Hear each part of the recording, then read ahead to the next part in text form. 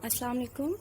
मैं एक CSS aspirant हूँ और ये मेरा यूट्यूब का न्यू चैनल है जिसमें मैं तमाम उन लोगों को गाइड करूँगी जो CSS के फील्ड में न्यू आ रहे हैं या जिनको CSS के बारे में ज़्यादातर नहीं पता कि क्या क्या सब्जेक्ट्स हमें ऑप्ट करने चाहिए, कितने सब्जेक्ट्स होते हैं CSS में, क्या पासिंग रेशियो होता है और जो भी बेसिक सवाल होते हैं CSS या PCS फैकल्टी के मुताबिक मैं उन सब सवालों का आपको जवाब दूंगी। सबसे पहले हम देखते हैं कि CSS का मतलब क्या होता है। CSS, C for Central, S for Superior, S for Services। Central superior services में तमाम तर जो स्टार्ट होता है जब बंदा एक क्वालिफाई कर लेता है CSS का एग्ज़ाम, तो वो डायरेक्ट 17 ग्रेड में प्रमोट होता है। 17 ग्रेड में प्रमोट डायरेक्टली होने के लिए अब जाहिर सी बात है वो इजी तो अचीव नहीं हो सकता। उसके लिए डेफिनेटली आपको कुछ टेक्निक्स चाहिए होती हैं, आपको स्टडी रूल्स एंड रेगुलेशंस चाहिए होता है। उसके लिए सबसे पहले मैं आपको बता दूं कि CSS में हमें कितने सब्जेक्ट्स ऑप्ट करने पड़ते हैं।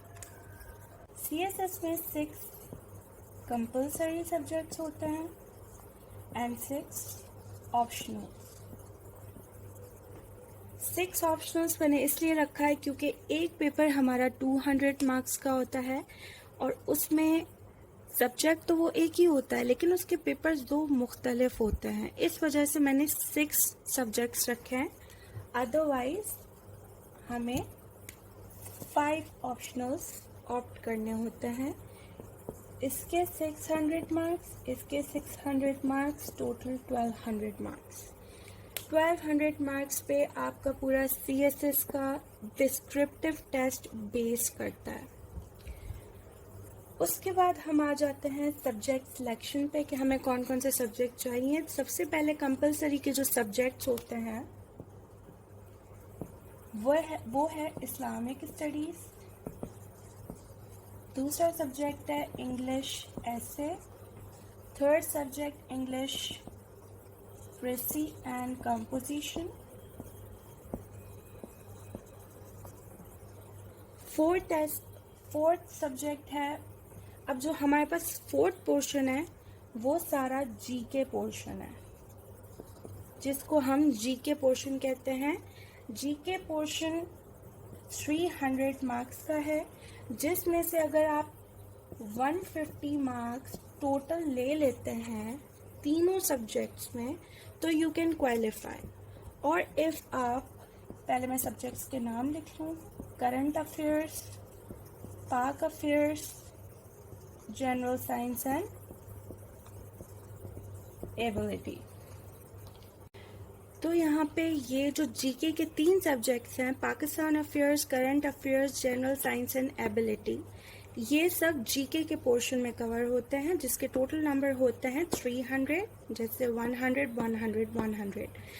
इसमें से आपके पास ये ऑप्शन होता है या आपके पास ये कह लें कि बेनिफिट होता है कि अगर कोई एक इंसान जनरल साइंस एंड एबिलिटी में बहुत अच्छा है, उसने आराम से स्कोर कर लिया है 70 to 80 मार्क्स, तो वो अगर करंट अफेयर्स में लेट सपोज फेल होता है और पाकिस्तान अफेयर्स में भी उसके 100 मार्क्स आते हैं, जैसे कि अगर हम पाकिस्तान अफेयर्स के मार्क्स जस्ट सपोज करते हैं 50 पाकिस्तान अफेयर्स में आ गए, लेट सपोज करंट अफेयर्स में आ गए 30 जो कि फेल है।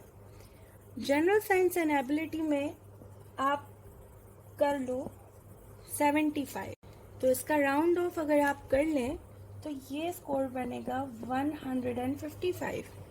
दैट मीन्स यू आर पास। बेशक आप एक सब्जेक्ट में फेल हो बट स्टिल ये जो आपका स्कोर है ये आपको पास करवाएगा। क्यों? क्योंकि इसमें आपके पास होता है कि अगर आपके 150 से अबव मार्क्स आ जाते हैं तो you can easily qualify. Next बात हम करते हैं ऑप्शनल्स की। ऑप्शनल्स में अगर हम बात करें तो ऑप्शनल्स में हमारे पास सब्जेक्ट्स बहुत सारे हैं, वो आप लिस्ट आराम से वेबसाइट से जाके निकाल सकते हैं। ऑप्शनल्स में आपको कोई 5 सब्जेक्ट सेलेक्ट करने होते हैं, इंक्लूडिंग 200 का एक सब्जेक्ट, और बाकी जो सब्जेक्ट्स होंगे वो 100 के होंगे, तो टोटल बनेगा आपका 600 का सब्जेक्ट। अब मैं अगर अपनी बात करूं कि मैंने अपने कौन से सब्जेक्ट्स रखे हैं, तो मेरे सब्जेक्ट्स हैं गवर्नेंस एंड पब्लिक पॉलिसीज,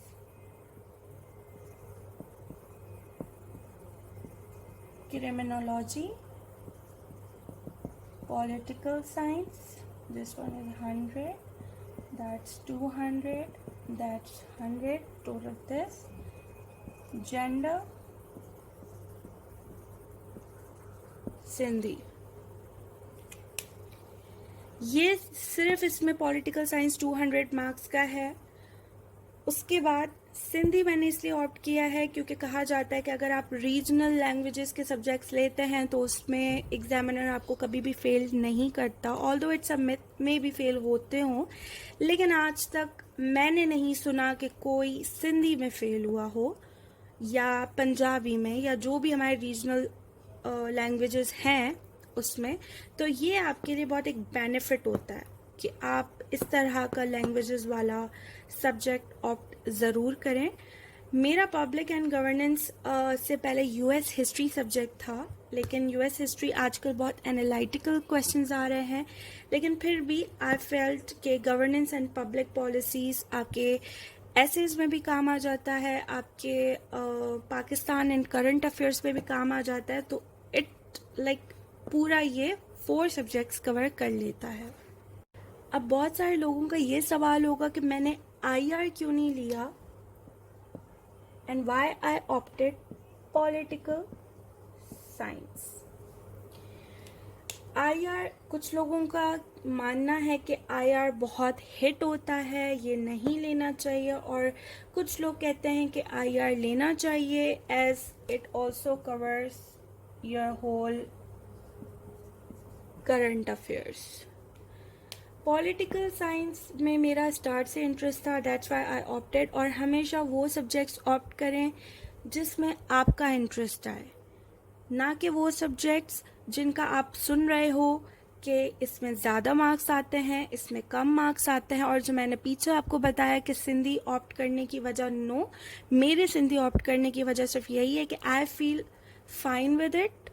मुझे लगता है कि तो ये थी मेरी आज की वीडियो, छोटी सी वीडियो थी जिसमें मैंने आपको बेसिक सीएसएस के पेपर्स का बताया कि कितने मार्क्स का पेपर आता है, किस तरह से होता है। इसके अलावा आपको किसी भी सब्जेक्ट के रिगार्डिंग मुझसे कोई भी सवाल हो तो आप डेफिनेटली कमेंट सेक्शन में मुझे बता दें, ताकि मैं अपनी नेक्स्ट वीडियो उस टॉपिक पे या उस बात के हवाले से बनाऊं।